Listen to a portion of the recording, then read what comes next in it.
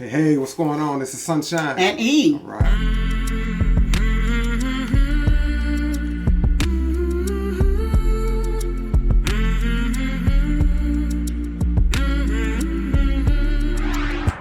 Good day, YouTube. Good day. Sunshine and E is right. back in the house. That's right. Your that's house, right. I hope. Or Or wherever you watch your videos. Right. So we're back. We're doing some more of these theory stuff. That, Yeah. We had like a food theory, and now this is film theory. We have different theories, So this is weird because this is a film theory, but it's talking about food. When we did a food theory, it talked about food. So I don't know what's going on. I don't know. Let's see. We're gonna do a film theory.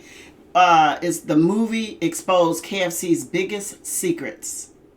This biggest secret now is what kind of secret? Usually they say the secret recipe or whatever is in the recipe. So I don't know. Maybe that's what it is. Hopefully, I don't know. Maybe it's not a secret as we think it is. Yeah. We'll get into that. Find out. Before we do, please do a favor. Go ahead and like, subscribe, hit the notification bell. Also share and comment below. But let's get into it. Maybe we can find out what this secret is.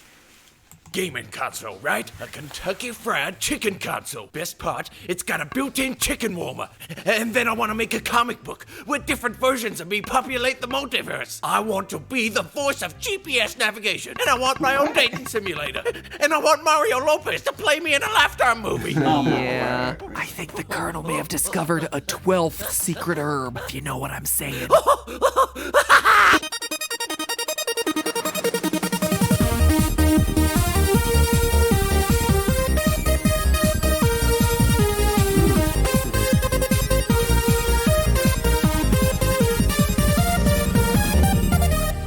Internet, welcome to Film Theory. Yep, it is Film Theory. You did not accidentally click on a food theory episode. I promise you're in the right place. Theorists, today's episode is all about Kentucky Fried Chicken. Heck, all of today's episodes are about Kentucky Fried Chicken. Game theory, food theory, film theory, all about KFC. Yep, the KFC. fast food restaurant. And no, absolutely none of it is hashtag spawn. Probably should have been. Probably should have tried to have gotten that, but nope, blame it on the winter crazies, blame it on quarantine brain, heck, blame it on the curse of the Colonel. But for our first ever 3-way collaboration across all the Theorist channels, heck, it's actually a 4-way collaboration because GT Live's involved too. Look at this! Oh, those games! Oh, wow! Oh, wow! Whoa, the rivals? There's so many characters.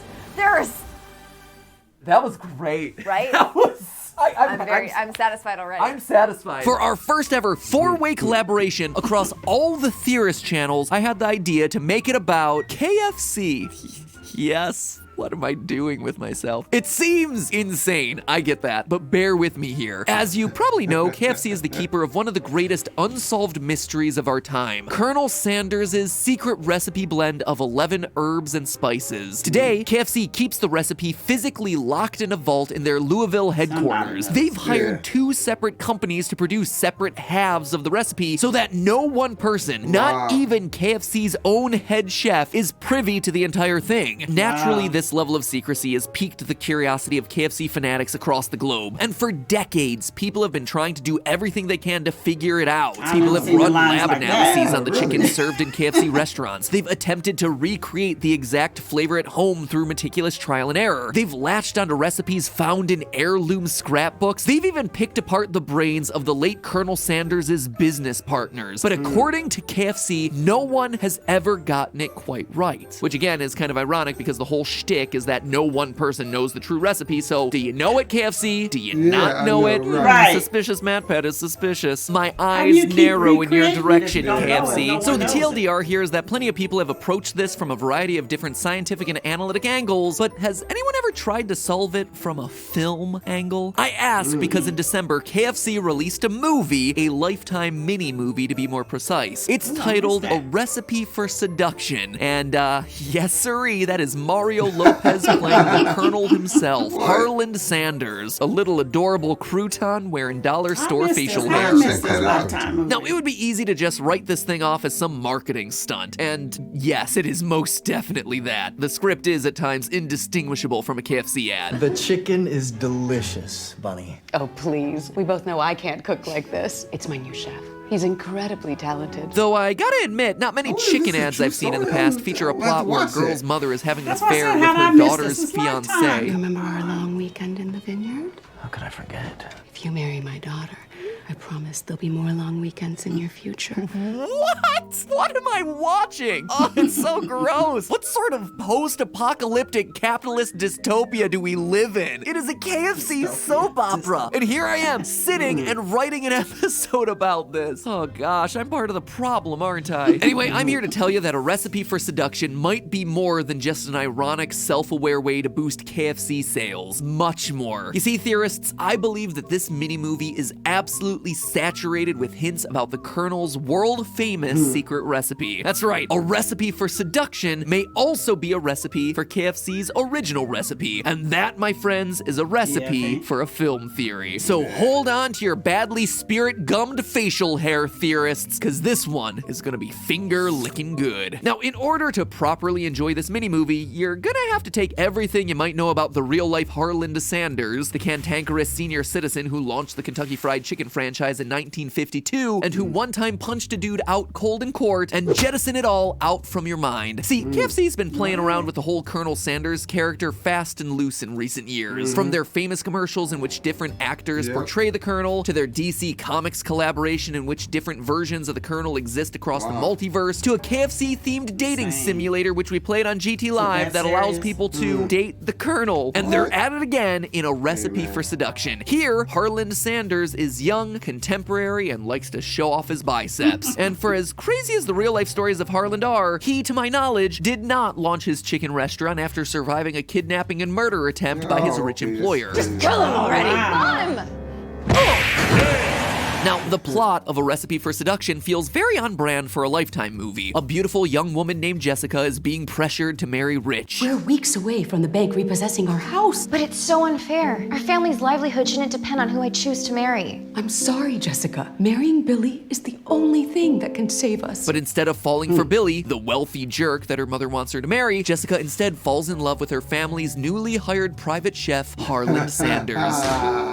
Oh, I'm sorry to interrupt. Harland doesn't have himself a penny to his name, but he does have a secret recipe that could one day change the world. How about you? He looks like The Harlan that. Sanders story. If I were the author of Yes. it, I'd have a chapter in there about my secret Some recipe people for gray changing early. the world. Oh, a secret recipe. How mysterious. So it pretty much has everything you want in a feature-length Lifetime rom-com. Campy romance, over-the-top villains, soap opera-level violence, fried chicken. But A Recipe for Seduction is also It is that super serious. self-aware and condensed down into a September, speedy it says 16 September. minutes. Yeah, I'm happy to right report here. that it's actually a really fun watch, even for a guy like me who doesn't usually seek out Lifetime movies. In fact, if you want to watch it right now, the whole thing is available on YouTube. Again, hashtag not spawn. But if you do end up going over there and watching it, leave a comment telling them that they should sponsor us in the future. You don't have to pay me for these videos, but please just send me a giant statue of Harlan Sanders himself. But the moment in the movie that really got my theory juices flowing was this. Billy, intent on finding a way to get the hunky new chef out of the picture, sneaks into Harlan's kitchen and finds his secret recipe written on a piece of paper. And they actually show it on screen for a split second. Secret's out, chicken man. Rewind that one back. Pause it. There. fucking Folks, wrong. this is it. At long Yeah. last, the Colonel's secret recipe is gonna be revealed to us. Zoom in. Enhance. Enhance again. Whatever. Okay, so that's a bit of a letdown. There is no new info on the paper. It's just KFC teasing us. But this is what I'm talking about when I say that the mini-movie is self-aware. They know that we were all gonna pause it in that moment. They know that we're dying to find out the secret of this recipe. And just because they didn't show us the handwritten recipe on screen doesn't mean that they didn't give us something to snack on. As I kept watching, I began to notice a recurring theme. See if you can spot it. For some reason, there are citrus fruits littered throughout this entire mini-movie. Remember, its runtime is only 16 minutes, and yet lemons, limes, and oranges make dozens of on-screen appearances. And look, I get it. The movie is about a chef, so we're bound to see a number of ingredients throughout the movie. But this very specific pairing of lemons, limes, and oranges appear attention across to that. multiple scenes. It was enough to get me suspicious. Sure, maybe they're just there to add a splash of color on screen, but how do you explain this? Harlan Sanders Sanders, the new cook. Harland was head chef at Le Petit Pamplemousse. It's an incredibly random line that doesn't go anywhere, and it's weirdly specific in the way that it gets me to start asking questions. You see, Le Petit Pamplemousse translates to the little grapefruit, yet another citrus fruit. I mean, they could have picked any fancy-sounding restaurant name they wanted. They could have tossed in a chicken reference or a Kentucky reference, but they went with grapefruit? Coincidence? I think not. It is so random that it can't be random. Friends, this would be no oversight on the part of the filmmakers. What's the deal with all of this citrus? Because surely there can be no citrus fruits in the Colonel's secret recipe, right? The real-life Harlan Sanders was an accomplished cook and proud Southerner. For him or anyone else to put fruit into a savory Southern fried chicken recipe would be, well, it would be unusual to say the least. Sure, I guess fruit technically meets the criteria to be considered a spice since it's part of a plant that's used to flavor food, but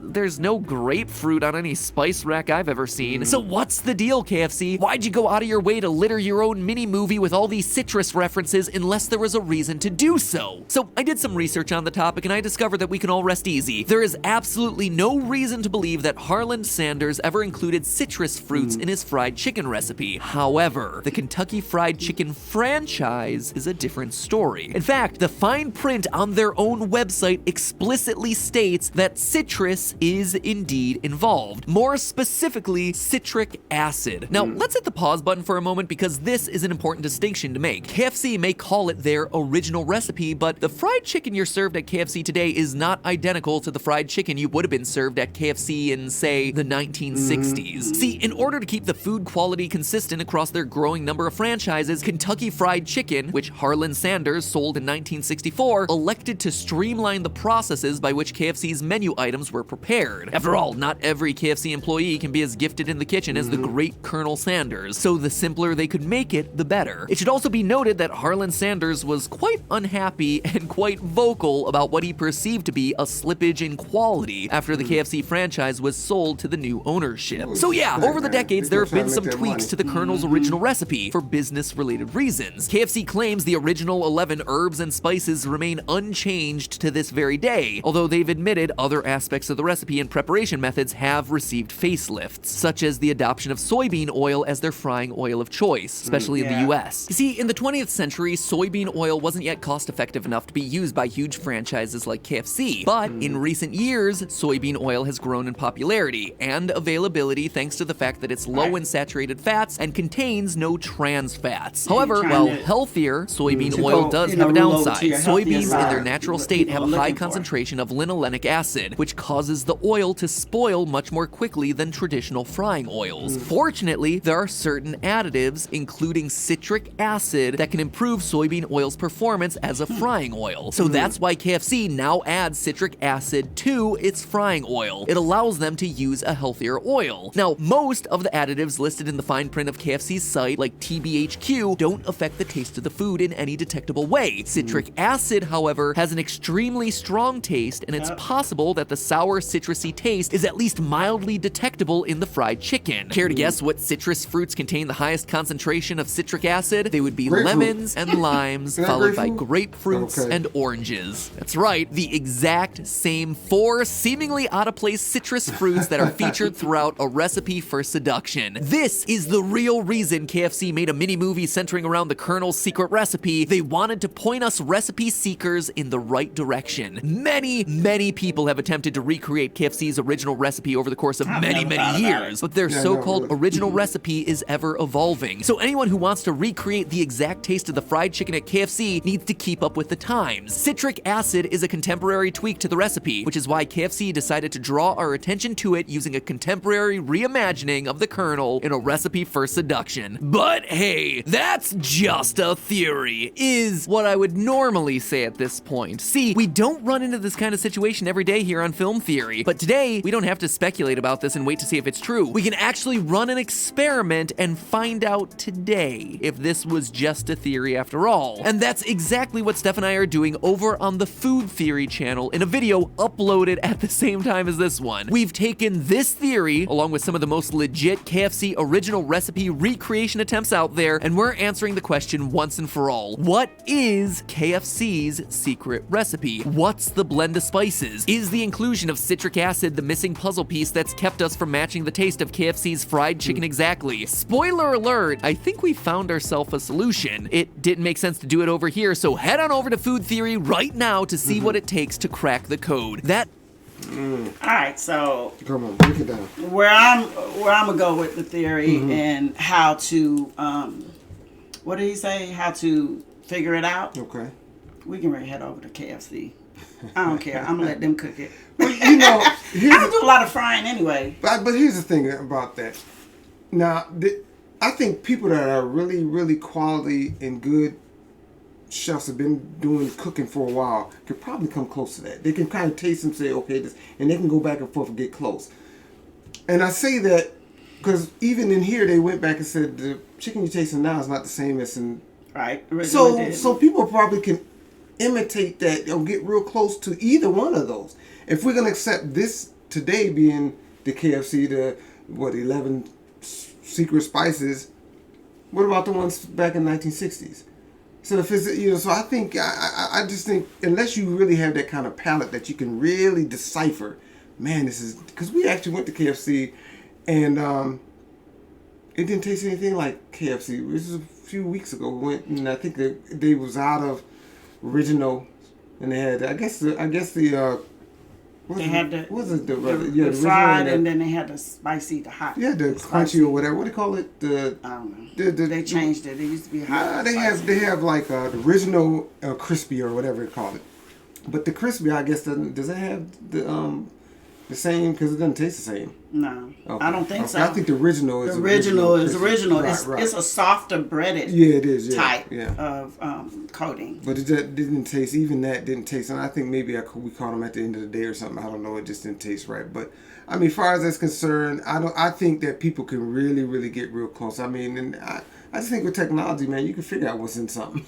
So you can usually sometimes. Well, but here's the other thing too. I can usually eat something and say, taste this, and I tried to make something, create something last week. It has nothing to do with chicken or anything like that, but I could not figure it out, and it turned out horrible. I wound up tossing it. But see, you don't consider yourself a cook, but you would think that a cook could probably. I don't consider myself a cook. I'm saying you don't consider yourself like a chef or anything, but I'm thinking the other people that would be able to that do it for a living probably could go come. But like I said, a lot of times I can figure out how to make something just by tasting it. I've done it plenty of times. But this particular item that I was making last week didn't work. I tossed it. It was nasty. Oh, okay. Well, waste of money. Yeah, well, when it comes to the KFC, like I said, it's a different chicken than other fried chickens. Yeah, it is. It doesn't have the same, like every other fried chicken kind of has this little thing, but it kind of same category. But once you go into the original KFC, it's a different taste, different. But I find that when it's good, it's good. But when it's bad, it's bad. If they don't cook it right, it's just terrible. So, but anywhere, but yeah. But I mean, if I want some chicken, fried chicken is fried chicken. Mm-hmm. But if I want some KFC, that taste, I go with KFC. Yeah, so it's not. You pick and choose, like you said. Right. Everyone's chicken is not the same.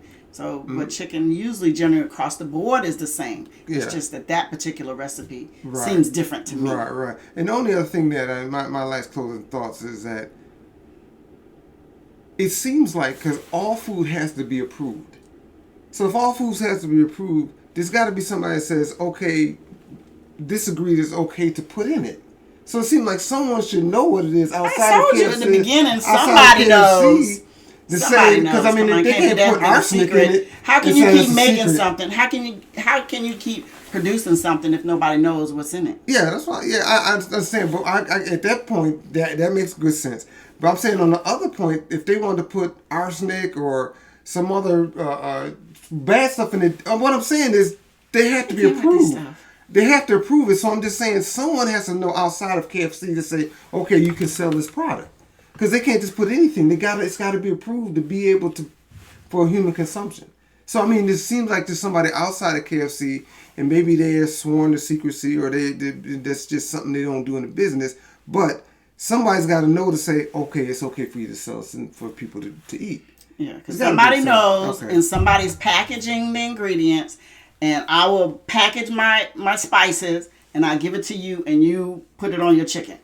I only know. Somebody knows. Yeah, somebody knows, but I think the people that actually work in the KFC don't. Because a lot of stuff is they pre-done. don't. They just Because they don't. Yeah, because that stuff Yeah. comes pre-packaged a lot of But times. y'all let us know what y'all think, because we have a lot of our own theories. So, but you all let us know your theories and what you think, and if you're a KFC eater, or what's your chicken of choice? What do you, if you have to go out and eat chicken, which is it? Popeyes, KFC, Churches, Mrs. Winners, right? Mrs. Winners. That's been I don't know. People might different parts of the country may know or may not know that, but then there's some ones on the other side of the country we don't know about. And then and then do you prefer fried chicken over wings? I mean, there's a difference because to me, I want wings. When I say wings, I want wings. It's different. Yeah, exactly. You know, some people like it breaded, some people like it naked, some people like it a certain type of way. But yeah, so you're jealous with your choices. So y'all let us know. But before we get out of it, do us a favor. You can like, subscribe, hit the notification bell, and also share. And in this case, please comment below. And I do believe that's it. That is it. Thanks for listening to Sunshine and E.